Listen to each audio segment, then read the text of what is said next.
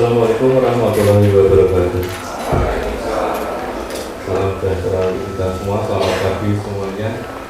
Yang saya hormati Bapak Ibu dari Equity World Futures, pimpinan Equity World Futures dari Semarang, Pak Ismet. Selamat datang di FEB UNES, Pak Ismet. Kemudian juga Pak Irfan Lubis dari Kanwil BNI. Kemudian juga Bapak Ibu manajer ya dari Equity World Futures, ada Pak Ali, ini saya masih ingat ya Pak Ali ya Pak. Selamat datang di UNES. Kemudian juga yang saya hormati Bapak Ibu pimpinan fakultas, Ibu Dr. Amin Jati sudah hadir di WD2. Kemudian pimpinan jurusan di sini ada Ibu Fakulida dan Bu Dr. Dwi Cahyansyah dari manajemen dan dari ekonomi pembangunan, serta tentunya mahasiswa yang saya banggakan yang sudah hadir pada kuliah umum kali ini. Jadi perlu kami informasikan bahwa memang ini kebetulan masih ada proses perkuliahan Pak, jadi proses mungkin mereka nantinya akan segera hadir, nanti masih ada perkuliahan dari pagi tadi, nanti akan segera bertambah lagi jumlahnya. Di sini sudah hadir beberapa mahasiswa ya, kita sudah mobilisasi sekitar kurang lebih 200 mahasiswa. Jadi harapannya sebentar lagi mereka bisa menyusul untuk hadir di sini. Baik Bapak Ibu semuanya yang saya hormati, jadi dan mahasiswa, kuliah umum ini tentunya adalah bagian dari kerjasama networking kita dengan dunia usaha dan dunia industri, dan dengan Equity World Futures yang sudah menandatangani MOU ya dengan universitas beberapa waktu yang lalu, dan sudah berdiskusi dengan kami di fakultas beberapa waktu yang lalu mengenai implementasi kerjasama antara FEB UNES dengan Equity World Futures. Jadi di sini mahasiswa tentunya nantinya diharapkan bisa mendapatkan benefit yang sebesar-besarnya, karena peluang ini harus kita manfaatkan sebaik mungkin. Jadi kalau zaman saya kuliah dulu tahun 90-an, itu jarang sekali ada perusahaan ataupun rekanan atau mitra universitas yang hadir dan memberikan kontribusi praktisnya dalam proses perkuliahan. Dan ini kami mohon supaya nanti para mahasiswa bisa memanfaatkan waktu ini sebaik-baiknya, bisa berdiskusi nanti dengan narasumber yang sudah hadir yang luar biasa ini. Dan tentunya sekali lagi kami ucapkan terima kasih kepada teman-teman bisnis kerjasama dan FIKM, Bu Pani dan teman-teman yang sudah mengkoordinasikan ini dengan baik. Saya rasa itu dari kami, kurang lebihnya mohon maaf ya. Saya juga mohon Pak Dekan, Pak Dr. Amir Mahmud kebetulan sedang ke luar kota, jadi beliau tidak bisa hadir Pak Ismet ya, mohon maaf. Dan akhir kata kurang lebihnya saya mohon maaf. Saya akhiri, wassalamualaikum warahmatullahi wabarakatuh. Assalamualaikum warahmatullahi wabarakatuh. Salam sejahtera dan selamat pagi. Yang terhormat Bapak Rektor Profesor Dr.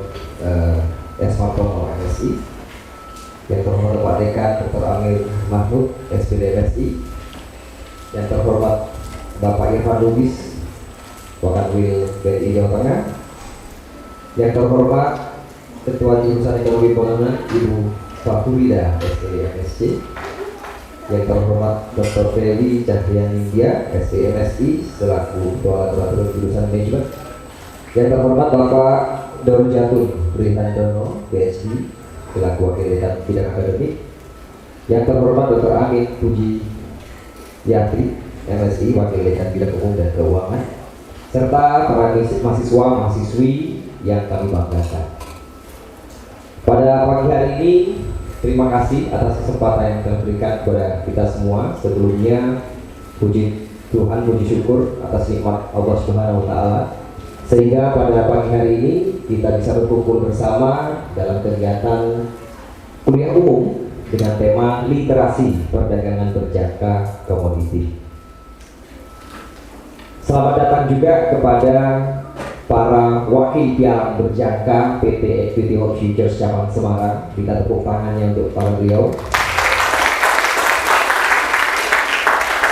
Karena berkat wakil piala berjangka yang profesional lah, industri daripada perdagangan berjangka komoditi ini bisa dilakukan secara benar, secara transparan, bisa teredukasi secara lebih komplit, bisa terlaksana secara lebih bermartabat. Sesungguhnya perdagangan berjangka komoditi ini adalah sebuah bidang yang tidak jauh berbeda daripada para mahasiswa-mahasiswa sekalian, adik-adik sekalian, ketika di ekonomi itu ada pelajaran tentang pasar modal. Akan tetapi sayangnya Indonesia memiliki dua bursa, yang satu bursa ini jarang diketahui oleh kalangan masyarakat umum. Bahkan dunia pendidikan juga kurang mempelajari tentang satu bursa ini, yaitu Bursa Berjangka Jakarta. Nah, izinkan pada hari ini dalam 1,5 jam plus diskusi mungkin. Nanti ada diskusi dari jam 11 sampai jam 11.30. Jadi saya akan bawakan materi 1,5 jam dan diskusi 30 menit. Baik, kepada Pak Yohan, bisa slide-nya Pak? Ya, perkenalkan, saya Iskan Paradis, sarjana teknik sebagai Chief Business Officer dan juga Kepala Cabang dari PT Equity World Futures cabang Semarang. Saya lahir di Kota Sampang 16 November tahun 81, dan di industri ini saya memulai karir sejak tahun 2005. Latar belakang saya lulus tahun 2004, jadi bisa dikatakan saya kalangan dari sarjana dan fresh graduate. Jadi sejak fresh graduate saya sudah langsung berkarir di bidang industri perdagangan berjangka komoditi. Begitu mungkin perkenalan singkat saya. Lanjut. Baik, ini adalah visi misi dari Equity World Futures. Ada beberapa poin utama, yaitu yang pertama dari visi sendiri adalah untuk mengembangkan dan memajukan perdagangan berjangka komoditi di Indonesia dan memberikan dampak positif untuk perekonomian Indonesia. Misinya adalah sebagai berikut. Yang pertama adalah jelas melakukan literasi, melakukan edukasi, dan juga sekaligus promosi tentang industri perdagangan berjangka komoditi. Yang kedua, menyediakan sarana transaksi bagi masyarakat yang berprinsip kepada kepuasan layanan. Jadi perusahaan PT EWF ini adalah perusahaan layanan. Banyak yang keliru mengenai pialang berjangka ini dianggap sebagai pengelola dana nasabah, seperti itu. Yang ketiga adalah turut aktif memperkenalkan industri BBK kepada masyarakat atau lembaga pendidikan tinggi. Jadi Bapak Ibu sekalian dan para mahasiswa-mahasiswi, pada hari ini sebenarnya kita sedang melakukan misi yang ketiga, yaitu di lembaga berpendidikan tinggi kita juga melakukan literasi, dan alhamdulillah kami PT Equity World Futures sudah melakukan MOU dengan Universitas Negeri Semarang. Dan hari ini adalah kuliah umum kami pertama di UNES yang kita selenggarakan, yang diselenggarakan oleh Fakultas Ekonomi UNES Semarang. Yang keempat, meningkatkan kepatuhan sesuai peraturan perundang-undangan dalam menjaga citra positif.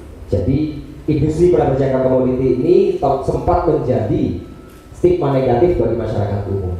Ya, kalau mungkin para mahasiswa-mahasiswi mengenal istilah bahasa akrabnya itu trading, ya. Jadi trading itu banyak sekali jenisnya, baik itu perusahaannya maupun produknya. Nah, hari ini kita akan belajar bagaimana trading di perdagangan berjangka komoditi. Kemudian yang terakhir adalah mempersiapkan SDM yang berkualitas dengan program pelatihan yang komprehensif.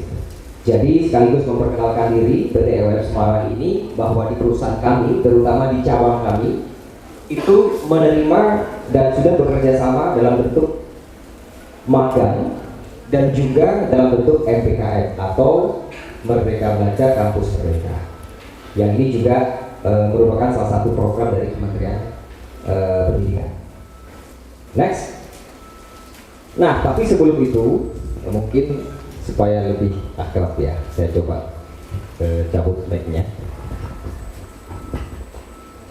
Karena kok agak kaku kalau di atas. Boleh ya, izin Bapak Ibu. Ya, sebelum kita mulai, jadi supaya lebih sinkron ya teman-teman sekalian, adik-adik sekalian, agar harapan kami adalah kuliah umum ini bukan hanya sebagai untuk menggugurkan kewajiban sebagai absensi dan lain-lain, tapi kami juga sekaligus mengajak, karena rata-rata banyak sekali lulusan perguruan tinggi itu sampai hingga semester akhir pun itu belum bisa menentukan orientasi ke depannya seperti apa. Nah, saya pengen bertanya dulu nih sama adik sekalian nih, sebenarnya apa sih motivasi Anda itu berkuliah? Ya, ada nggak yang seperti di depan ini misalnya? Biasanya sih seperti ini.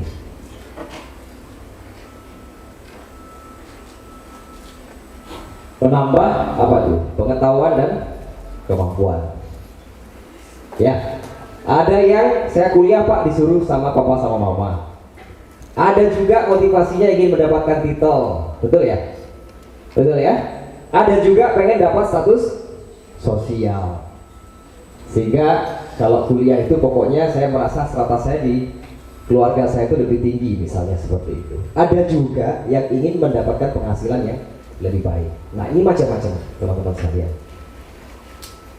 Nah, bukannya tidak ada tantangan, ke depan Anda itu paling tidak menghadapi tantangan 3 hal. Yang pertama, keterampilan itu harus sesuai dengan kebutuhan perusahaan. Jadi perusahaan itu hanya menerima seseorang yang bekerja atau masuk di perusahaan itu hanya menerima sesuai dengan kebutuhan kemampuannya.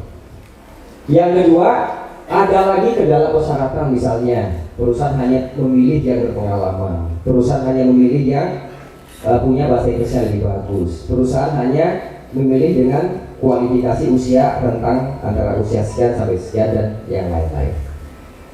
Dan yang ditambah lagi yang terakhir adalah terbatasnya apa tadi? Lapangan pekerjaan, ya. Akibat dari angka kelulusan yang cukup tinggi itu tidak berimbang dengan lapangan pekerjaan. Nah, 3 ini adalah tantangan dari teman-teman dan adik-adik sekalian ke depannya untuk benar-benar pasca lulus daripada UNES itu langsung bisa dapat pekerjaan yang sesuai dengan harapan. Ya. Nah, harapan yang paling dasar biasanya para mahasiswi ini berhadapan dengan ini nih, ya, motivasi yang paling dasar nih. Ya. Lulus kuliah pengen bisa segera membantu orang tua. Lulus kuliah pengen segera punya modal untuk menikah, ya. Lulus kuliah sudah harus memikirkan kebutuhan keluarga, ya, baik di keluarganya orang tuanya maupun di keluarga lingkup yang lebih luas. Nah, ini banyak orang bingung gitu. Bingung karena apa? Nah, next. Karena tidak tahu, teman-teman. Tidak tahu untuk memenuhi semua kebutuhan itu mahasiswa-mahasiswi sekalian ini harus memilih bidang pekerjaan yang seperti apa. Pengennya yang penghasilannya tinggi, kan begitu. Nah, ini adalah upah berdasarkan profesi. Jadi banyak sekali profesi di dalam negeri ini yang perlu teman-teman sekalian ketahui. Misalnya di situ ada ahli perminyakan, kemudian ahli gas, ya, dokter dan seterusnya. Itu banyak sekali. Nah, mahasiswa-mahasiswi UNES itu adalah orang-orang terdidik, kaum terdidik yang berkemampuan saya yakin di atas rata-rata, betul? Betul? Pertanyaannya, apakah Anda ingin mendapatkan penghasilan yang di bawah rata-rata? Nah, ini yang sering tidak sinkron, adik-adik sekalian. Nah, sebagai informasi misalnya, ketika Anda fresh graduate pengen penghasilan rata-rata 50 juta per bulan misalnya, ya, dari papan tulis ini kita tahu tuh, oh berarti saya harus bekerja di perusahaan yang bidangnya yang warna kuning. Apa saja itu? Paling tidak yang ada hubungannya dengan keuangan. Kemudian paling tidak yang ada hubungannya dengan sales manager atau penjualan. ya. Paling tidak ada hubungannya dengan manajemen resiko. Paling tidak yang keempat ada hubungannya dengan marketing, ya. Paling tidak yang ada hubungannya dengan engineer. Nah ternyata di Indonesia ini kalau fresh graduate atau grafik yang warna biru memungkinkan untuk bisa menerima penghasilan di atas 50 juta per bulan asalkan bidang-bidangnya yang itu tadi, ya. Kecuali yang warna orange tuh, kalau yang warna orange sekarang sudah berpengalaman, dia pasti lebih dari itu. Nah, kalau kita kumpulkan 5 yang warna kuning itu, teman-teman sekalian, ya. Jadi yang warna kuning itu kurang lebih disiplin ilmunya adalah yang next. Di situ ada keuangan, manajerial, manajemen resiko, sales marketing, engineering. Itu kalau digabung, itu kita kenal sebagai financial engineering. Nah, itulah Equity of Futures. Itulah perusahaan kami, perusahaan pialang berjangka, ya. Bidang kami, disiplin ilmu kami, termasuk ketika kami harus mendidik dan mengajar para mahasiswa-mahasiswi yang bermagang di tempat kami, ya. Nah, selanjutnya, jadi financial engineering itu adalah penggunaan teknik matematika untuk menyelesaikan masalah keuangan dengan memanfaatkan analisis peluang atau perhitungan yang matang. Saya yakin kalau untuk bidang matematika ini paling penting untuk dan selalu ada dalam perhitungan fakultas ekonomi. Tujuannya untuk apa? Tujuannya financial engineering ini adalah untuk mengatasi masalah keuangan dan dijadikannya suatu produk keuangan yang inovatif. Jadi semakin maju zaman, banyak sekali instrumen-instrumen keuangan yang sangat inovatif. Tapi seiring dengan itu, banyak juga yang memanfaatkan situasi itu dengan cara melakukan tindak kejahatan keuangan. Misalnya money laundering, investasi bodong, dan lain sebagainya. Nah, toolsnya apa saja? Nah, iya. Tools dan pengalaman dari berbagai bidang itu bahwa teknik matematika terapan dan statistika itu dipakai untuk mengembangkan produk keuangan yang baru, untuk mengelola resiko keuangan, ya. Kemudian bidang ekonomi ilmu komputer itu dipakainya apa? Teknologi informasinya, sistem informasinya atau sistem informasi manajemennya, sekaligus untuk mengelola data keuangan itu sendiri.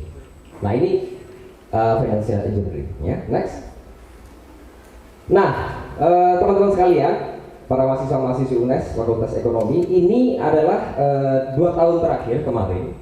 Kalau kita lihat mengenai trennya, tren pencarian kerja di Indonesia, di situ kita lihat yang grafik biru itu adalah lowongan kerjanya. Kalau di sekitar akhir 2022, itu yang warna biru itu lowongan kerja semakin lama semakin turun, ya. Kemudian yang warna merah itu adalah tren untuk minat terhadap CPNS, ya. Itu biasanya dia datar-datar saja, kecuali pas waktu ada lowongan CPNS itu langsung melonjak, ya. Tapi selama tidak ada, ya dia datar-datar di grafik paling bawah. Nah, yang warna kuning ini menjadi sasaran sekarang. Tren para mahasiswa-mahasiswi fresh graduate Indonesia, trennya naik untuk minat menjadi seorang usahawan. Nah, next. Nah, saya ada sebuah pertanyaan atau beberapa pertanyaan, ya. Jadi supaya semangat nih pagi-pagi. Ini udah pada sarapan belum nih? Belum, sama kalau gitu, ya. Ini kita punya uang sarapan ceritanya begitu, ya. Ini ada kuis, ya. Bagi yang bisa menjawab itu ada hadiah menarik, ya, duit sarapan. Ya, bisa ngajak 5 atau 10 orang teman-temannya lah gitu. Oke, beliau lahir 15 Januari 1965 di Pangandaran, Jawa Barat. Ya. Pendidikannya SMP 1 Pangandaran, SMA 1 Yogyakarta. Kebetulan di Jawa Tengah nih SMA-nya. Beliau ini di DO. Kenapa? Karena aktif kampanye golput dan nggak cocok dengan sistem sekolahnya. Wah. Ya. Akhirnya apa? Jual perhiasan sebagai modal usaha. Dimulai dari angka 750.000 perak. Tahun 83 beliau menjadi pengumpul ikan. Tahun 96, jadi hanya dalam waktu 13 tahun sudah punya pabrik pengelolaan ikan. Ya, namanya PT Asi Pujiasuti Marin. Ya, ikan lobster merek Sushi Brand bahkan menguasai pasar di Asia dan Amerika. 2004 udah bisa beli 2 pesawat teman-teman. Dan itulah cikal bakal bisnis aviasinya beliau. Pertanyaannya adalah bagi yang menjawab nanti dapat hadiah ya. Siapakah beliau? Ya, kerudung kiri tengah ya. Silakan. Ini. Ya, ya. Ya. Iya, iya. Iya. Kamu ya, kamu. Siapa?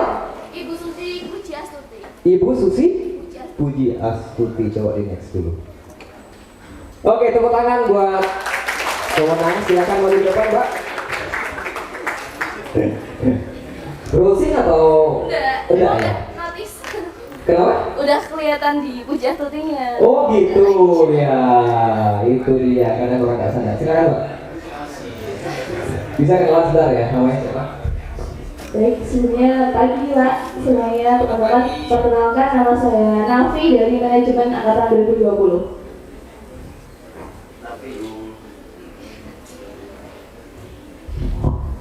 Mbak Nafi, ya kan? Kenapa kok sejawab? Karena udah lihat kayak, Puji Astutinya, tapi kan itu Asi bukan Susi. tapi kan dia emang dari biografinya dulu menjadi pemukul ikan. Belum, oh berarti memang pernah kenal ya. Oke, ya tepuk tangan buat Mbak Nafi. Nafi. Gak pakai amplop, gak apa ya. Nah, yang penting isinya kan. Oke. Oke, next Pak Irfan. Nah, berarti ini enak rame. Cocok sama fakultasnya, doyan duit ya nggak? Nggak ada duitnya loh tadi mau. Yang kedua ini beliau lahir 18 Juni tahun 62 di Jakarta, ya. SMP-nya di Pangandaran juga, tapi SMA-nya di Jakarta tahun 81. Fakultas Kedokteran Gigi UI, ini nggak main-main nih, ya. Agak kebalik dengan profil yang sebelumnya.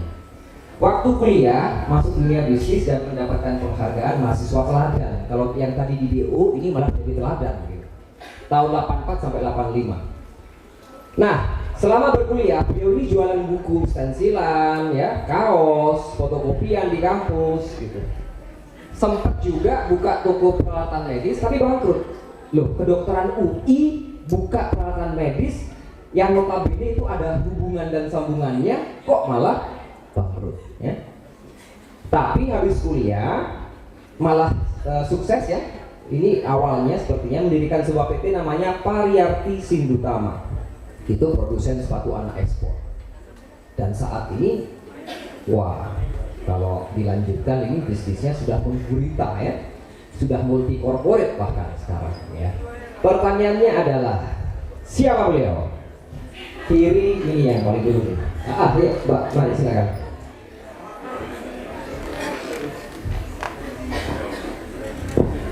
Ya, perkenalkan dulu, lalu dijawab. Selamat pagi semuanya, perkenalkan nama saya Rizal Talangana dari Ekonomi Pembangunan. Ekonomi pembangunan ya. Suka membangun ya, bangunin orang. Lagi pembangunan Pak. Oh, lagi pembangunan terus, oke. Itu suka ya. Yuk, jawabannya Hairul Tanjung. Hairul Tanjung. Atok bukan ya? Apa Pak? Hairul Atok bukan? Hairul Tanjung. Oh, Hairul Tanjung. Kita lihat Pak Yohan. Oke, tepuk tangan. Benar sekali. Mbak siapa tadi? Euriska. Mbak Priska.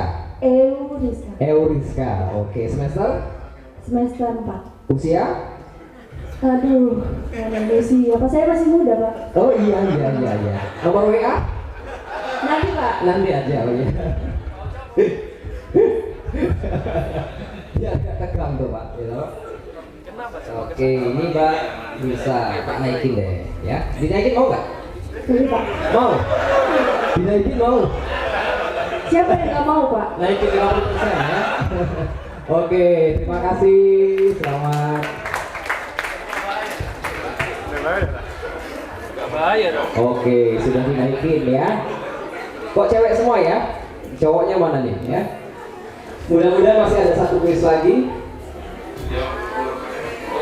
Oh, ada ternyata ya. Masih ada satu lagi nih. Kalau Tanjung sudah, itu next kali. Oke, pelajaran apa yang bisa kita tangkap dari mereka? Saya minta jawabannya tidak boleh lebih dari satu kata. Hanya boleh satu kata. Jadi bukan teori, tapi langsung saja pelajaran apa yang bisa kita tangkap dari mereka. Silakan. Kanan tepi kotak-kotak hem biru. Ya, silakan.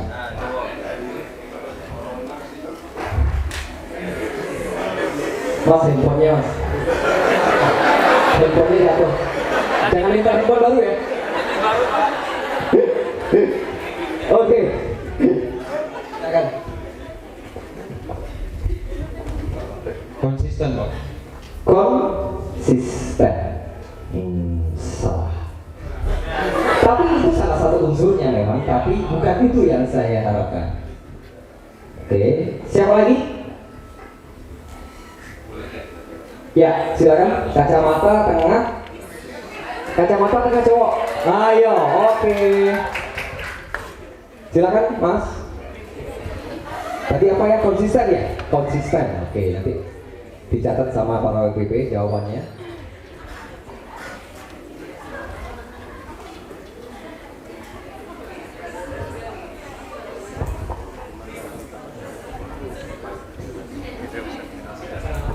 Boleh. Perkenalkan, saya Erwin dari Kabupaten Sidoarjo. Oke. Oh, banyak fansnya di Erwin. Oh, satu kelas ternyata jawab sendirian, makanya kan. Tahu aja jawab ganteng.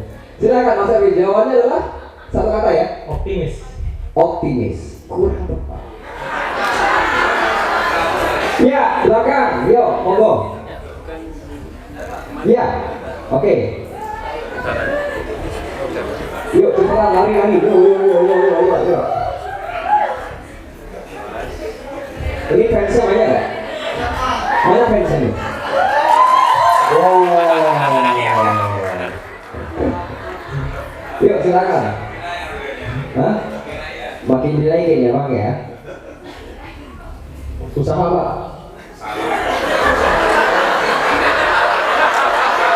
Usaha.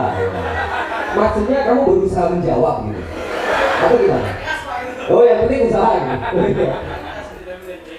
Apa? Tidak keras itu. Kerja keras. Kerja keras. Kerja keras. Ya. Oke. Gak apa-apa. Ini sudah 1, 2, 3. Satu lagi deh. Ya, Mbak. Mas Kalitom.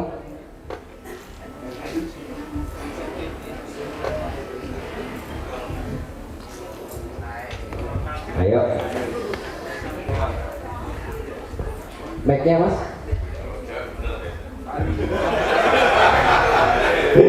Satu kata, pelajaran apa yang bisa kita tangkap dari mereka? Satu kata aja. Berani. Berani. Itu juga masih unsur, tapi belum yang global. Mau jawab? Silakan dari kursi, jawab. Survive, masih unsur, ya. 1, 2, 3, 4, 5 kalau digabung itu jadi apa ya? Pelajaran apa itu? Buat pakai biar nggak boleh jawab Pak. Udah pasti bener kamu yang bikin materinya kok.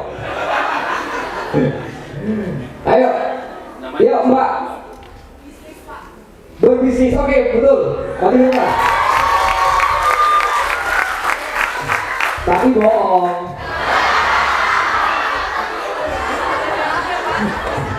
Oke, kita lihat jawabannya Pak Yohan. Apa benar yang mana yang benar nih? Di antara 6 orang adalah berbisnis. Ya, maju. Iya Pak benar. Nggak usah histeris gitu, ayo.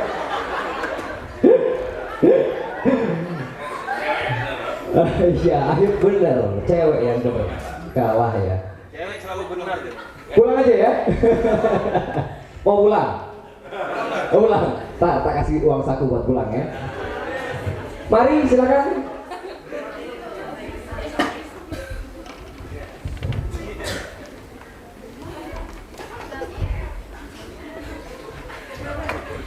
Ya.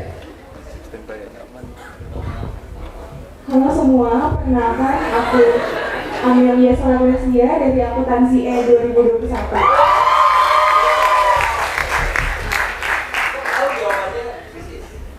Feeling Pak.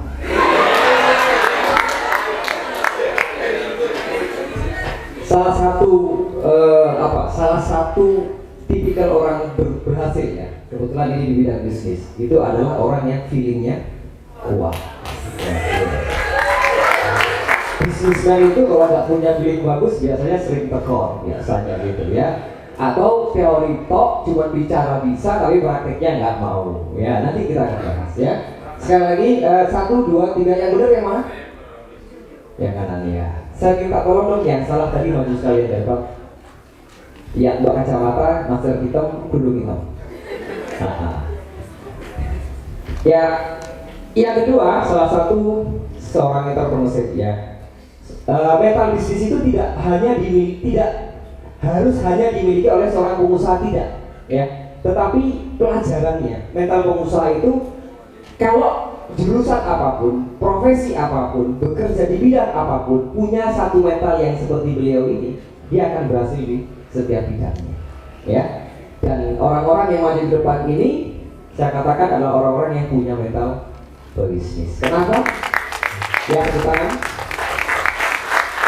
Ya, kenapa? Nanti ada jawabannya di akhir sesi. Ya, tapi saya hargai keberanian mereka karena satu hal, mereka tidak pernah takut gagal dan selalu berani untuk mencoba. Ya, ya, hadiahnya tetap, ya, semuanya dapat hadiah. Oke?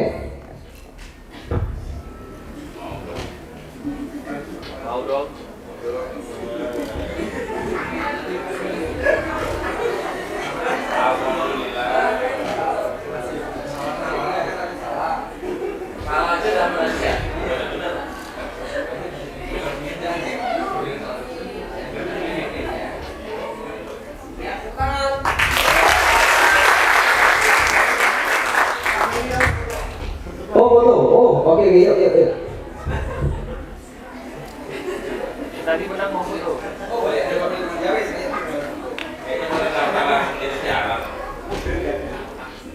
Siapa ya?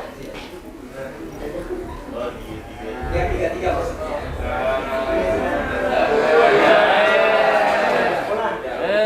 Satu, dua, tiga. Oke, makasih ya.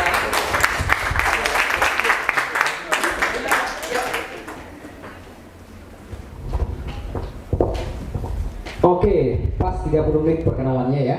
Kita next. Katanya pada berjangka kok bagi-bagi duit, ya toh? Oke, bisnis itu apa sih? Gampang, sederhana ya. Bisnis itu di sekitar Anda. Pengalaman bisa jadi bisnis nggak? Bisa nggak? Bisa. Ya. Relasi? Bisa jadi bisnis? Bisa. Keluarga? Bisa. Dari hobi? Bisa. Disitulah pintu masuk. Ya, ketika Anda membangun sebuah hubungan atau relasi atau bisnis. Ya. Next. Kenapa sih harus berbisnis dan kenapa harus punya deal bisnis gitu? Ya, karena PPK ini sebuah bidang bisnis, jadi kita akan lebih banyak berbicara tentang bisnis. Unlimited income, penghasilan tidak terbatas, waktunya fleksibel, dan semuanya dalam kendali kita. Dan lebih banyak akan menciptakan seorang entrepreneurship yang baru, bukan hanya menciptakan seorang karyawan-karyawan baru saja. Nah, ini alasan utamanya ya. Next, kenapa kok sedikit ya orang yang motivasinya untuk berbisnis? Karena satu, nggak ada modal lah, takut gagal, takut rugi ya. Kemudian nggak ada pengalaman, nggak berani berspekulasi. Nah, ini adalah 4 dari hasil survei kami. Kenapa kok pelaku bisnis itu lebih sedikit? Karena ini ya. Next, bisnis seperti apa yang cocok ya dengan situasi yang tidak menentu, apalagi ya kita mengalami ada pandemi, kita mengalami juga krisis moneter ya. Nah, tapi yang bisa cocok apa gitu. Nah, ini yang beberapa hal ya, ada 7 item. Yang pertama adalah bisnis yang gampang atau mudah dalam mengukur modalnya. Yang kedua, mudah dalam mengukur resikonya. Yang ketiga, penghasilan tidak terbatas. Yang keempat, apalagi difasilitasi ya. Yang kelima, ditambah lagi ada mentoring atau bimbingan. Yang keenam, bisnis yang legal dan halal. Yang ketujuh, bisa dilakukan secara online atau fleksibel. Dan yang kedelapan, harus 100% produk asli dalam negeri. Jadi kalau Anda mulai sebuah bisnis nanti atau memilih sebuah perusahaan tempat Anda bekerja, ya, pilihlah yang perusahaan yang mengandung unsur seperti di papan tulis ini.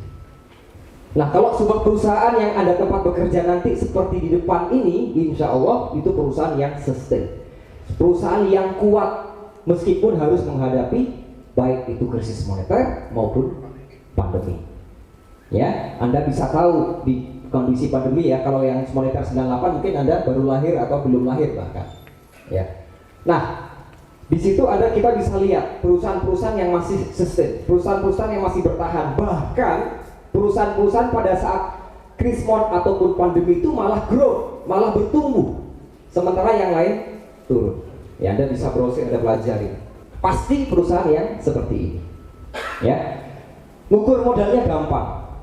Sebuah usaha itu tidak mudah, ya. Menentukan modal orek-orekan di depan gampang memang.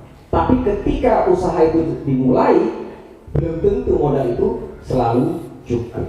Nyatanya dalam perjalanan bisnisnya berjalan, banyak sekali mayoritas sebuah bidang usaha itu yang harus tetap tambah modal selama modalnya belum balik. Bayangkan pengen segera modalnya balik, tapi perjalanannya tambah modal terus atau top up terus, ya. Kemudian resikonya mudah diukur, ya. Nanti kita akan belajar juga. Lalu bagaimana resiko dalam beratus jangka komoditi, ya. Kita lanjut dulu. Next. Nah, kita akan berlatih, ya. Kita juga akan melatih dan sukses untuk menjadi pebisnis. Artinya bukan mental karyawan, ya. Itu bersama PT EWF di bidang beratus jangka komoditi. Next. Nah, ini pertanyaan berikutnya. Apa itu bursa? Silakan. Ada bisa menjawab? Apa itu bursa? Ayo, Fakultas Ekonomi kalau nggak bisa jawab malu nih. Ya, silakan.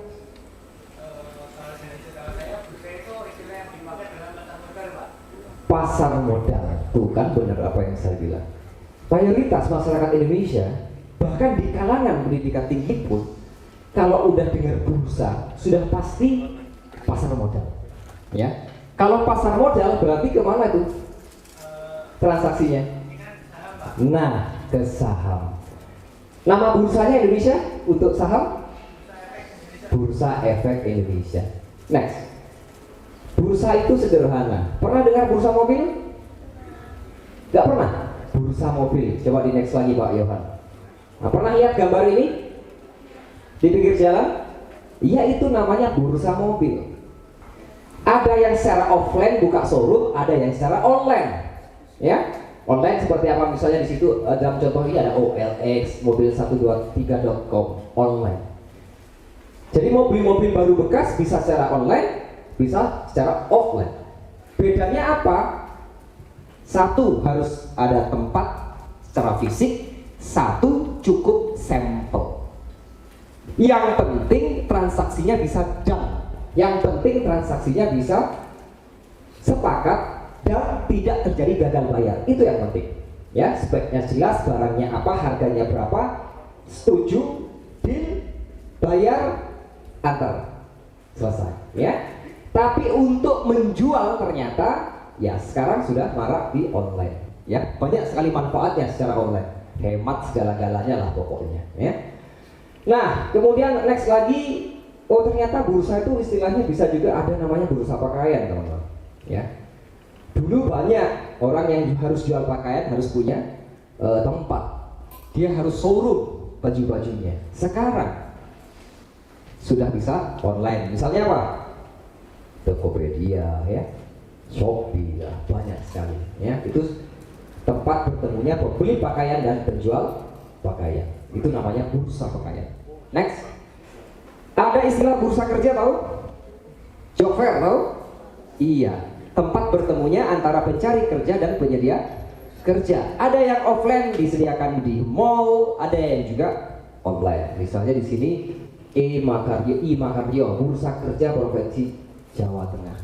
Jadi bursa itu tempat bertemunya pencari kerja dan penyedia kerja. Next. Kalau bursa komoditi apa? Ya sama. Berarti disitulah tempat bertemunya pembeli komoditi dan penjual komoditi. Ada yang secara offline sebelah kiri itu di pasar, ya. Ada juga yang secara online. Next. Kalau secara online, bursa komoditi itu di Indonesia namanya JFX atau Jakarta Futures Exchange atau Bursa Berjaka Jakarta. Jadi Indonesia itu punya dua bursa. Satunya Bursa Efek Jakarta, tempat bertemunya orang yang mau beli saham dengan orang lain yang menjual saham. Kalau Bursa Berjaka Jakarta, tempat orang bertemunya orang yang mau membeli komoditi dengan orang yang mau menjual komoditi. Nah, ini yang jarang orang tahu. Ya, nanti kita belajar setelah ini. Next. Jadi kesimpulannya apa? Oh, bursa itu sederhana. Tempat bertemunya yang membutuhkan dan yang menyediakan. Entah itu 1 orang ataupun 1.000 orang atau 1.000.000 orang atau 5 juta orang yang terjadi pertukaran di situ, ya tetap itu disebut dengan bursa. Next. Lalu perdagangan berjangka komoditi itu apa yang kita mau belajar sekarang ya? Nah, next. Secara undang-undang bahasanya begini teman-teman. Perdagangan berjangka komoditi adalah perdagangan yang dilakukan dengan menggunakan margin, ya, dan diselesaikan kemudian sesuai dengan spesifikasi kontrak. Nah, ini secara undang-undang. Jadi bursa berjangka Jakarta atau perdagangan berjangka komoditi itu diatur, ada aturannya oleh Undang-Undang Nomor 10 Tahun 2011. Ini sudah diamandemen dari Undang-Undang Nomor 32 tahun 97 ya. Nah, dari kata-kata ini kita bisa cuplik beberapa poin penting. 1. Perdagangan berjangka komoditi itu adalah sebuah kegiatan perdagangan. Nah, 1 itu. Jadi bukan investasi yang menjanjikan keuntungan bunga. Jadi kalau ada perusahaan yang menawarkan produk katanya trading kok menjanjikan keuntungan, sudah pasti itu modus penipuan. Ya. Kemudian yang kedua, di situ ada kata-kata menggunakan margin. Margin itu apa? Margin itu adalah dana jaminan. Jadi membeli dan menjualnya menggunakan dana jaminan. Atau kalau dibalik, saya jaminkan sejumlah uang supaya saya mendapatkan hak untuk membeli sebuah komoditas di bursa komoditi, dan sekaligus saya juga punya hak untuk menjualnya kembali ke bursa komoditi. Dalam hal ini bursa berjangka Jakarta. Nah, masalahnya nilainya berapa dana jaminannya? Bahasa saya sederhanakan lagi, tahu istilah DP atau uang muka? Itu juga dana jaminan. Jumlahnya apakah harus 100% di muka? Tidak. Bahkan beli barang pakai DP belum dilunasi sudah bisa laku lebih mahal. Bisa dipahami? Beli handphone harga 20 juta, di DP 10% 2 juta. Janjinya mau melunasi 18 jutanya dalam waktu 1 tahun.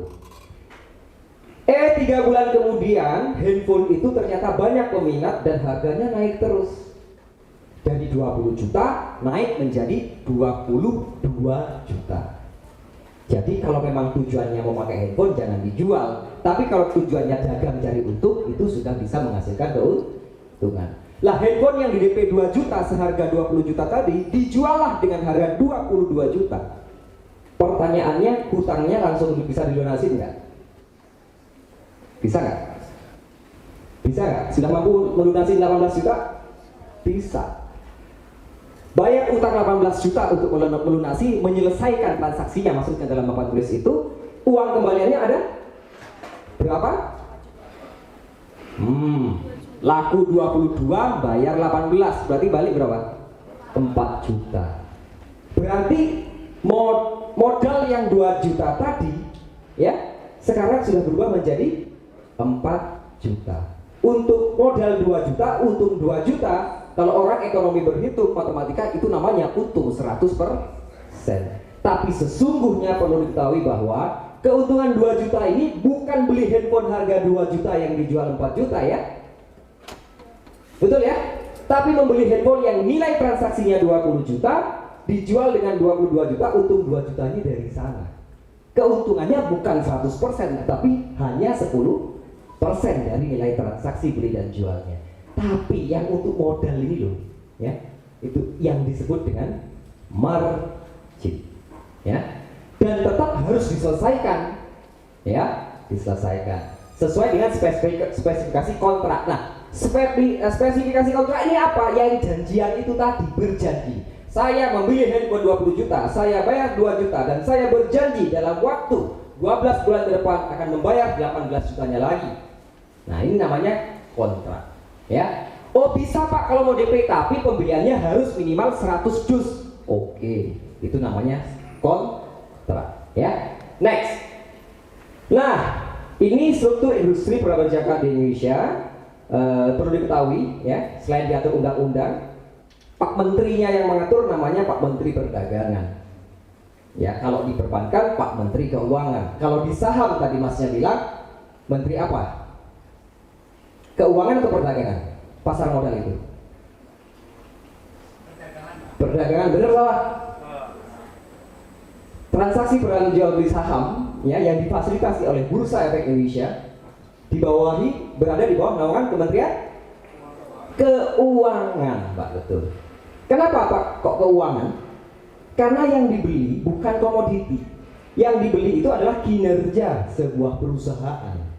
Dan itu harus diawasi. Namanya perusahaan store uang. Uangnya diputar oleh perusahaan dengan sebuah skema modal, struktur modal ya, pola bisnisnya seperti apa dan seterusnya. Makanya yang mengawasi harus OJK. Karena untung ruginya orang yang membeli saham tergantung dari kinerja perusahaan yang dia percaya. Oke? Jadi perusahaannya juga harus dijaga, kan begitu, diawasi, ya OJK gitu. Beda dengan orang beli handphone, beda dengan orang beli emas, beda dengan orang beli komoditi, itu berbeda. Untung ruginya tergantung daripada harga handphonenya, ya. Oke, kemudian badan pengawasnya namanya Bapepti. Kalau pasar modal atau saham, badan pengawasnya siapa? Betul sekali, OJK, ya. Kemudian pelaksananya, ya, IO-nya itu siapa saja? Nah, kalau di praberjangka komoditi ada Bapepti sebagai pengawas, pelaksananya yaitu bursanya JFX, Jakarta Future Exchange, dan dijamin semua transaksinya oleh KBI yang sebelah kiri sana atau clearing berjangka Indonesia. Dialah BUMN yang menjamin tidak terjadinya gagal transaksi dan menjamin tidak terjadinya gagal bayar, termasuk penjaminan dana nasabah. Jadi kalau di perbankan penjamin dana nasabah itu siapa? LPS, kan begitu ya? Nah, kalau di berjangka namanya clearing berjangka Indonesia. Berapa dana yang dijamin Pak? 100%. Jadi kalau nasabah itu punya saldo di rekeningnya 10 miliar gitu ya, ketika memang itu ada sebuah fraud, maka negara menjamin 10 miliar ya. Kemudian, nah di situ bawah baru itu perusahaan kita namanya pialang berjangka. Kalau di saham pasar modal namanya sekuritas. Fungsinya sama nggak? Sama, edukasi, bukan mentradingkan dana nasabah. Ya, namanya pialang baik berjangka maupun di saham itu fungsinya sama, bukan pengelola dana, tapi sebagai edukasi dan konsultan. Nah, yang bisa mengedukasi berarti hanya orang yang memiliki izin. Kalau di bidang kami namanya wakil pialang berjangka, itu izin profesi dari negara, langsung dari Bapepti. Ya, kalau belum jadi wakil pialang berjangka bagaimana Pak? Tetap bisa, tapi didampingi. Ya, didampingi. Nah, kemudian bursa luar negeri bisa nggak kerjasama dengan bursa dalam negeri? Bisa. Tapi aturannya secara hukum dan mekanismenya harus tetap mengikuti aturan dalam negeri. Kemudian nasabah luar negeri bisa nggak Pak gabung menjadi nasabah PT EWF? Bisa. Ya, tapi semua aturannya secara hukum maupun mekanisme transaksi tetap mengikuti bursa dalam negeri. Ya. Oke, next. Produknya apa aja nih? Oh, ini barang-barang atau komoditas yang diperjualbelikan di BBJ itu seperti termasuk skema transaksinya atau jenis transaksinya. Yang kiri namanya multilateral. Pasar modal itu adalah multilateral. Kalau mau beli bisa asalkan ada nasabah lain yang menjual saham yang sama dengan harga yang diminati. Baru klop, baru ketemu, baru terjadi transaksi. Itu namanya multilateral. Di BBJ melayani transaksi secara multilateral terhadap emas, kopi, kakao, coklat ya, dan oleh. Ya. Kemudian yang kedua, memfasilitasi transaksi bilateral. Nah, bilateral ini apa? Bursa itu bisa kalau mempertemukan nasabah dengan satu pedagang besar, pedagang raksasa, sehingga kalau nasabah mau membeli komoditi tidak perlu menunggu nasabah lain yang sedang ingin menjual, tapi langsung direct kepada pedagang. Jadi semua nasabah pedagangnya sama, beli ke pedagang yang sama dan menjual ke pedagang yang sama. Jadi ini lebih cepat terjadi, tingkat likuiditasnya lebih tinggi. Untuk PT Equity World Futures, kami memilih satu pedagang dari sekitar 50 PT pedagang berjangka di Indonesia yang kebetulan namanya adalah PT Royal Asistindo. Itu satu pedagang terbesar yang menguasai pasar bukan di Indonesia saja, bahkan Asia Tenggara. Ya. Apa saja yang dijual-belikan oleh pedagang tersebut dan apa saja yang bisa dibeli dan dijual kembali kepada pedagang tersebut oleh para nasabah kami itu ada local gold, itu emas ya, ada mata uang, ada indeks saham luar negeri, ada sektor energi juga ada, kemudian ada logam ya, single stock dan banyak lagi. Ya. Nah, kemudian satu lagi, BBJ juga melayani pasar fisik, serah terima fisik. Sementara ini masih dua, emas sama timah. Jadi kalau Anda mau beli emas, bukan hanya bisa di butik emas atau di toko emas biasa, bisa juga dilayani oleh Bursa Berjangka Jakarta. Kalau memang tujuannya mau beli emas serah terima fisiknya. Harganya sama nggak? Tentunya berbeda teman-teman ya. Nanti akan kita jelaskan. Timah juga seperti itu. Tapi yaitu kontrak size-nya kadang nggak melayani eceran ya, ratusan gram sampai kiloan ya kalau di bursa. Oke, next. Sekilas memperkenalkan bahwa ini bisnis proses di PT Equity World Futures ya, dari kiri paling atas. Jadi kalau orang mau menggunakan jasa PT EWF untuk bisa bertransaksi di bursa, ya urutannya begini. Jadi harus registrasi dulu, baca dan memahami tentang perjanjiannya, harus simulasi transaksi dulu, baru boleh transfer dana. Nah, transfer dananya itu namanya ke segregated account. Kalau di pasar modal atau saham namanya apa? Rekeningnya Permata itu banknya, tapi jenis rekeningnya apa? Rekening dana nasabah atau RDN. Kalau di berjangka namanya segregated account atau rekening terpisah ya. Kemudian baru akunnya aktif. Kalau sudah aktif baru nasabah bisa transaksi secara real dan semua transaksi yang tercatat di bursa terdaftar di clearing sebagai penjamin dana nasabah sampai menjualnya kembali, sampai selesai transaksinya ya. Sampai kepada mau dananya ditarik kapanpun sewaktu-waktu bisa, baik sebagian keuntungannya saja maupun seluruh dengan modalnya ya. Nah, ini alurnya ya. Dan nasabah boleh mereferensikan nasabah yang lainnya lagi. Terus begitu ya. Nah, tentunya satu persatu tidak mungkin dijelaskan secara total hari ini, jadi saya next dulu. Nah, ini yang tidak kalah pentingnya. Kalau tadi bab 1, ini bab 2-nya ya, teman-teman sekalian. Mekanisme transaksinya di sistem perdagangan alternatif itu seperti ini. Yang kiri itu namanya nasabah ya. Nasabah itu awalnya store margin deposit ke mana? Rekening terpisah, diantaranya BNI, BCA, Niaga, Mandiri untuk di Indonesia. Baru dia bisa trading, bertransaksi langsung ke pedagang PT Royal Asistindo yang paling kiri tadi ya. Baru dia bisa melakukan transaksi jual beli di situ, tapi wajib tetap harus mendaftar ke perusahaan pialang dulu ya. Nah, yang sumber harganya yang paling kiri lagi itu komoditas-komoditas yang diperjualbelikan di bursa berjangka harus komoditas yang punya harga standar internasional ya. Jadi lebih fair harganya. Nah, kiri dan kanan baik itu nasabah maupun pedagangnya itu semua transaksinya dijamin atau tercatat di bursa, terjadi di bursa dan dijamin oleh clearing berjangka Indonesia. Jadi tidak ada yang namanya terjadi gagal bayar karena dua-duanya harus menyetorkan sejumlah dana jaminan, apalagi pedagangnya. Jadi pedagang berjangka itu aturannya harus menyetor 125% lebih banyak daripada dana nasabah yang tertampung di rekening terpisah. Untuk dan tujuan demi menjaga integritas keuangan di perdana berjangka komoditi. Jadi nggak mungkin terjadi gagal bayar. Kenapa? Pedagangnya duitnya atau dana jaminannya 25% lebih banyak daripada total nasabah di seluruh Indonesia. Ya. Nah, ini kurang lebih mekanismenya seperti ini. Next. Nah, ini yang bab 3 ini adalah skema aliran dana dari PT-EWF dalam mekanisme sistem perdana berjangka alternatif. Ya. Jadi ada 4 kuadran teman-teman. Kiri atas itu areanya nasabah. Ya.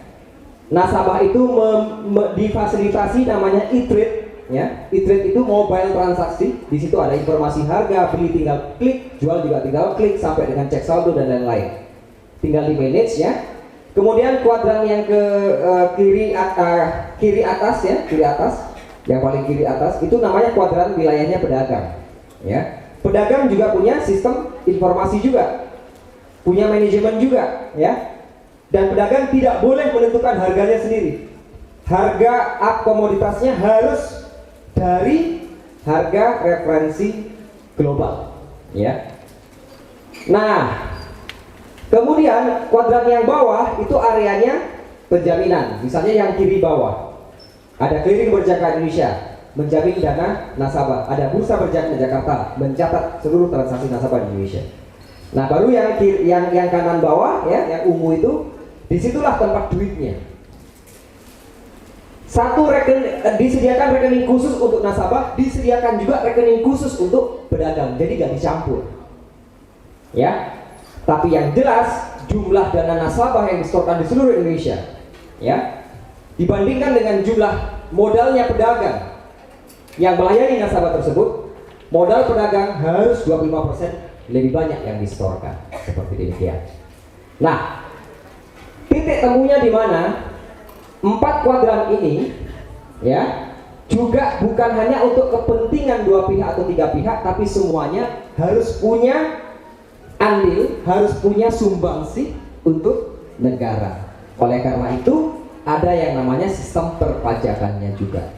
Nasabahnya ya kena pajak kalau transaksi, pedagangnya juga kena pajak kalau transaksi, PT-EWF-nya kena pajak kalau ada terima komisi, ya.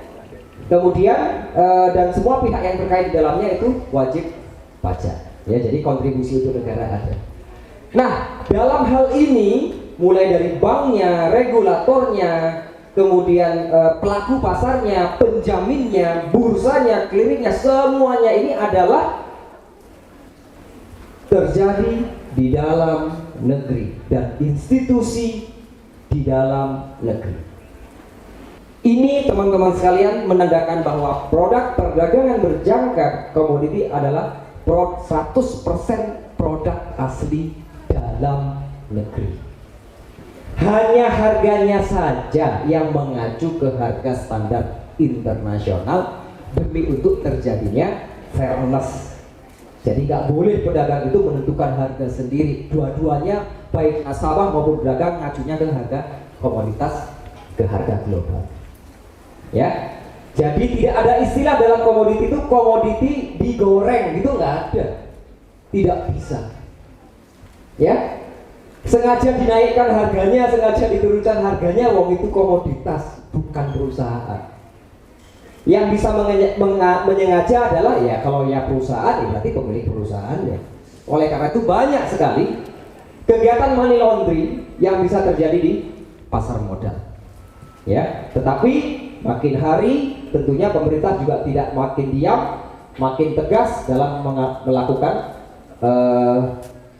pengawasan ya di bidang industri keuangan ya, seperti OJK dalam hal ini ya, kepolisian, kejaksaan ya, semuanya semakin ketat sekarang. Begitu juga dengan PT-EWF.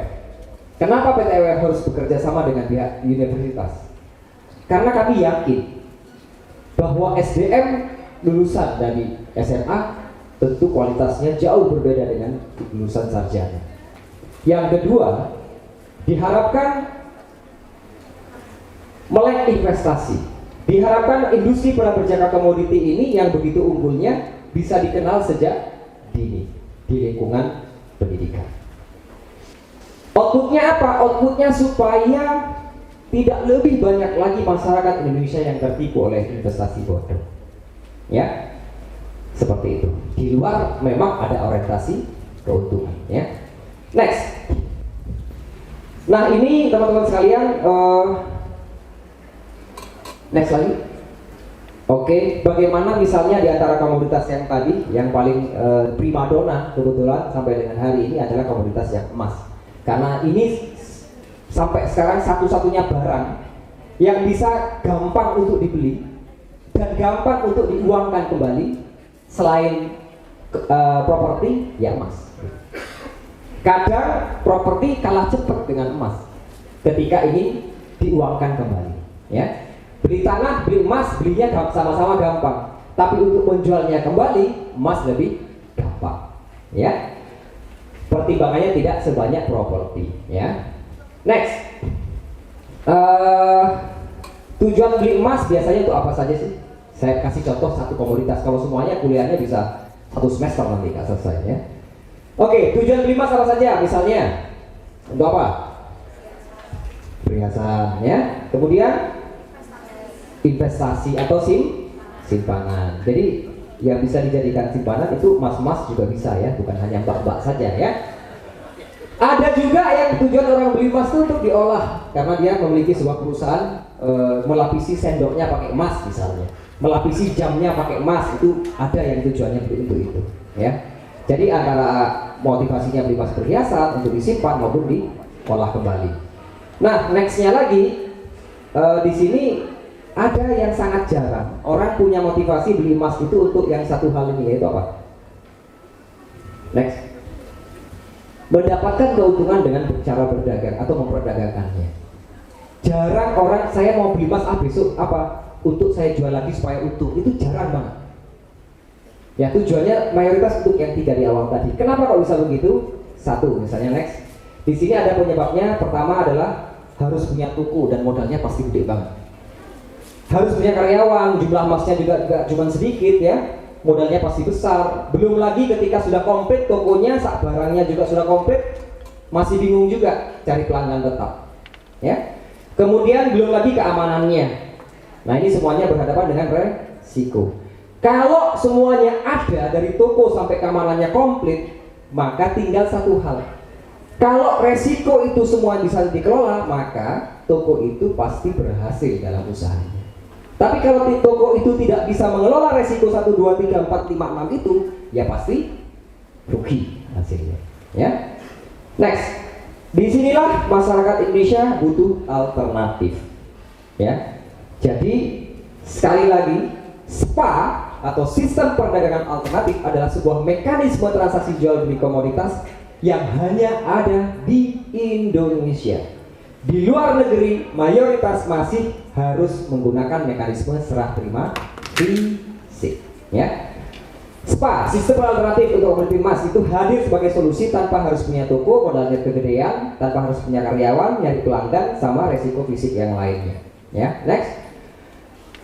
Nah, ini mulai menarik kawan-kawan sekalian. Ini saya akan ajarkan satu halaman saja supaya langsung bisa mudeng, ya, tentang bagaimana sih realnya transaksi komoditas di BBJ itu seperti ini. Alternatif pada transaksi jual beli emas biasanya misalnya harga beli emas sekarang 3 kilo karena kebetulan kontrak ses transaksi emas di Bursa Berjangka Jakarta melalui PT WF itu per transaksinya 3 kg atau 3.000 gram, ya. Itu kontraknya seperti itu. Misalnya saham, satu lotnya berapa lembar? 100. Bisa nggak beli 125 lembar? Nggak bisa. 80 lembar nggak bisa. Mau beli berapa lot? Tapi kontrak size-nya satu lot adalah 100 lembar. Tinggal lihat harganya. Saham PT apa, harga per lembarnya berapa, ya. Sama dengan bursa komoditi juga. Untuk emas yang melalui BTWF itu kontrak size-nya satu lotnya adalah 3 kilo. Ya, biasanya kami menyebut 1 unit. 3 kilo harganya berapa? Misalnya nih, sekarang 2 miliar, ya. Belinya kemana? Ke pedagang, ya. Resikonya seperti apa? Seperti ini. Waktu harga emas 1.900 alias 1M 900 juta, misalnya saldonya diawali dengan 500 juta, kemudian belilah di situ.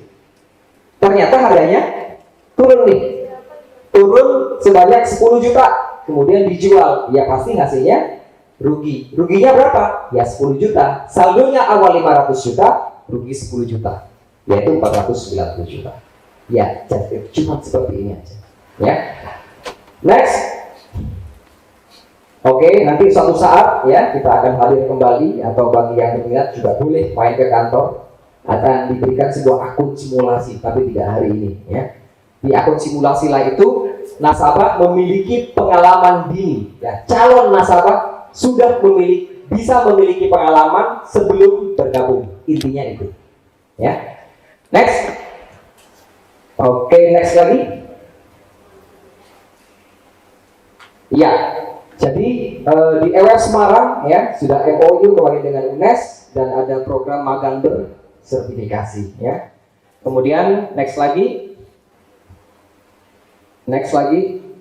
Manfaatnya apa sih magang di EWF Semarang ini? Apakah hanya seputar trading? Apakah hanya seputar mencari nasabah? Atau bahkan seperti yang umumnya terjadi, 1-2 hari diajarin, setelah itu ditinggal ya. Nah, manfaat di EWF Semarang apa saja? Ada 2. Bisa nambah pengalaman plus kompetensi dalam dunia profesional. Katanya Bu Dekan kemarin, saya pengen Pak mahasiswa ekonomi saya ini kalau magang di tempat Bapak itu bukan hanya magang, tapi magang plus katanya begitu. Ya, magang plus itu apa? Bukan hanya teori, bukan hanya mengenal industrinya, tetapi secara mentalitas itu punya kemampuan dan kompetensi setelah kalian lulus. Ya. Oleh karena itu di EWF akan diberikan langsung apa? Pekerjaan di dunia profesional yang sudah didesain kami sedemikian rupa. Sehingga apa? Next. Sehingga mahasiswa itu langsung benar-benar merasakan dunia industri dan profesi kami. Baik profesi kami di bidang PPK maupun profesi di bidang yang lainnya. Kenapa? Bagaimana tidak? Karena Anda setiap hari akan berkomunikasi dengan para pengusaha ya, dengan para pejabat ya, dengan para nasabah, calon nasabah maupun manajer-manajer di perusahaan kami.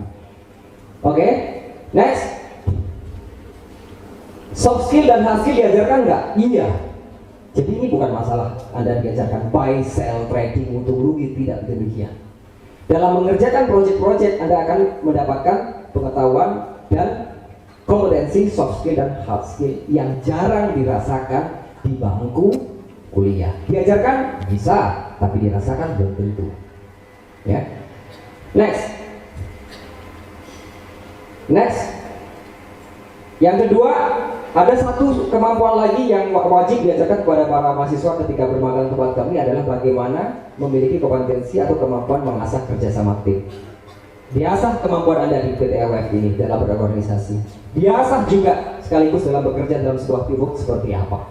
Ya. Next. Yang ketiga, ada orang yang jago soft skill, hard skill, tapi begitu suruh ngomong nggak bisa. Ya, bagaimana Anda bisa menjual diri? Bagaimana Anda bisa laku oleh perusahaan-perusahaan yang besar dengan penghasilan yang besar kalau tidak bisa menjual diri Anda?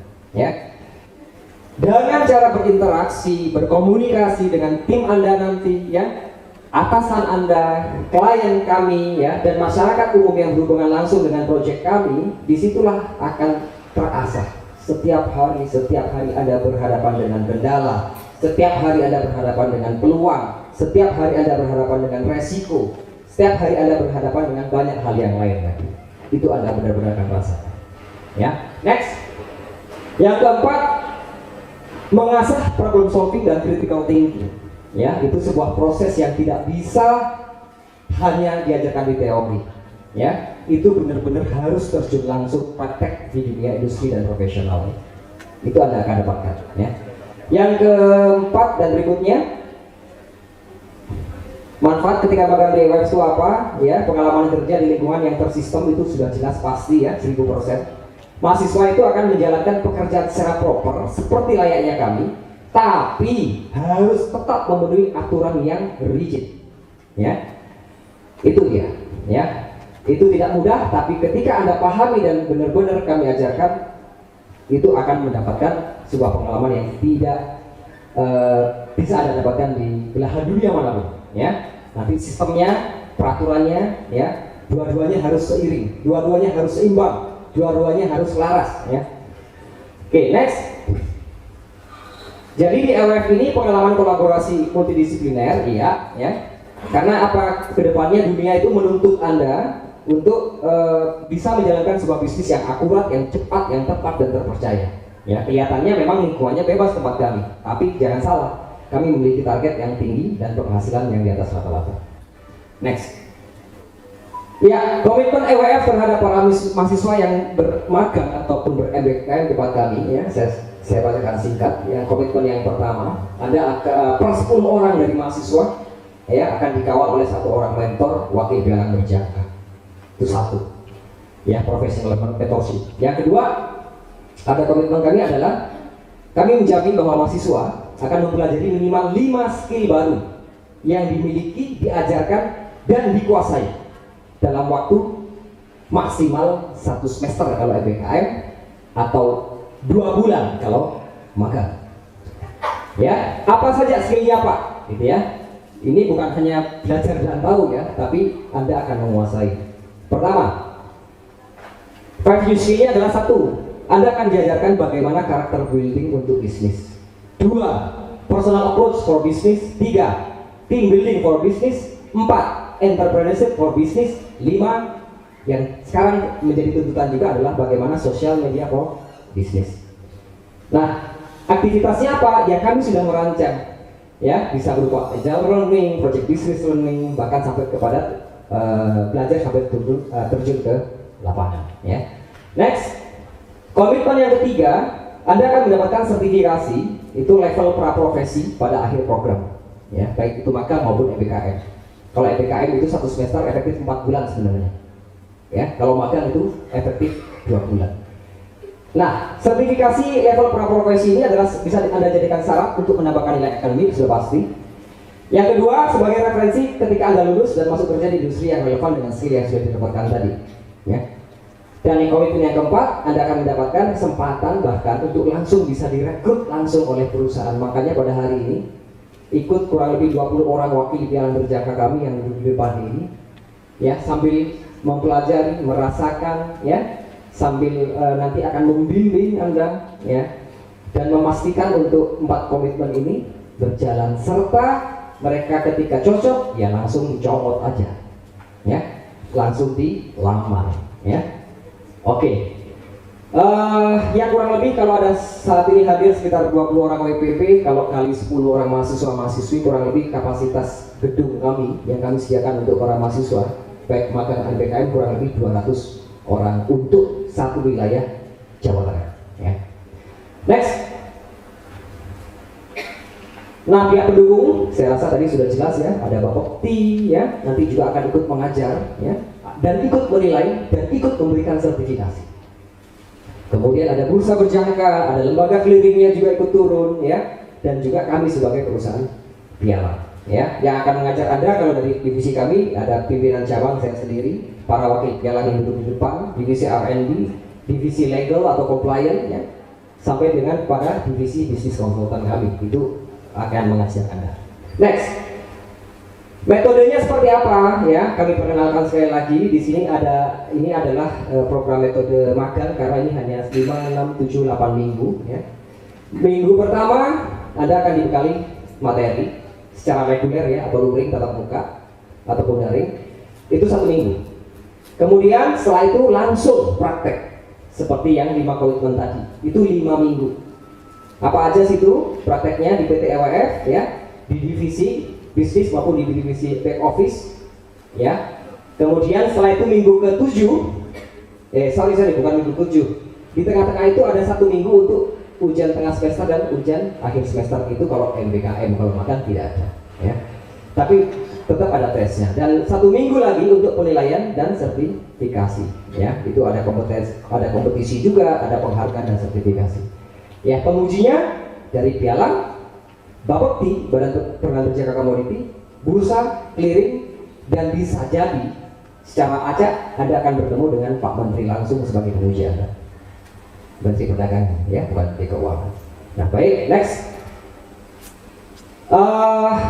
Jadi Anda itu peluang bekerjanya ketika bermagang di EWF bukan hanya berpeluang bekerja di pialang, ya, tetapi juga di regulatornya bisa, ya, atau Pak Irfan Lubis ini bisa meminang Anda, ya, karena beliau juga membawahi banyak sekali cabang di Jawa Tengah, mereferensikan Anda, itu bisa saja terjadi.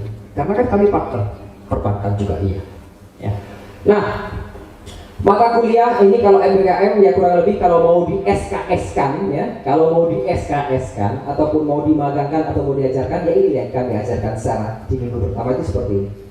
Pembukaan program magang dulu, profil PT-nya dulu, peraturan hukumnya, ya penjaminan prosedur kepatuhan, terus tuh money management, praktek bagaimana menjualnya ya, kemudian pengantar industrinya, mekanisme perdagangannya, lembaga PBK-nya, profesinya apa, bagaimana ya. Kemudian analisis teknikal dan fundamental juga akan diajarkan. Praktek magangnya gimana itu ada 4 golongan kalau dipecah jadi 4. Ya, golongan pertama namanya mata kuliah yang berjangka, kami menyebutnya seperti itu. Golongan kedua mata kuliah industri berjangka komoditi. Golongan ketiga mata kuliah analisis market, itu 3 SKS sendiri, dan praktek kerja lapangan itu kalaupun mau dibobotkan ya itu 11 SKS. Ini total ini kami sudah mendesain sedemikian hingga sekitar 20 SKS ya. Tapi itu kami kembalikan kepada pihak mahasiswa ataupun universitas mau magang wajib atau magang pilihan mau MBKM, yang jelas 3-3-nya kami terima. Next. Ya, sebagai penutup ya, sekaligus sebelum kita diskusi bahwa yang terpenting di sini kesimpulan dari semua itu ya, ada ilmunya, ada seninya ya, ada juga tingkat keyakinannya atau mentalnya ya. Yang paling penting utamanya Anda akan diajarkan dan dilatih dan berhubungan langsung otomatis oleh para nasabah kami ya, para institusi kami ya, terhadap marketnya juga benar-benar real seperti orang bekerja. Otomatis Anda harus memiliki sebuah mindset ya, Anda akan memiliki sebuah mental pengusaha dan sebuah mental kesuksesan ya. Seperti apa itu ya, kurang lebih kalau secara cepat saya bisa bacakan ada sekitar 7 ya.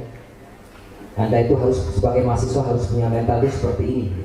Yang pertama, bahwa kalau mentalnya oke, kalau mahasiswa yang bermental entrepreneur itu pasti memiliki yang nomor 1 ini, bahwa setiap menjalani hari itu sebagai kesempatan belajar untuk masa depan. Belajarnya itu untuk masa depan, bukan hanya untuk cari nilai ya. Sementara kalau mentalnya karyawan ya, menjalani harinya hanya sebagai rutinitas saja ya.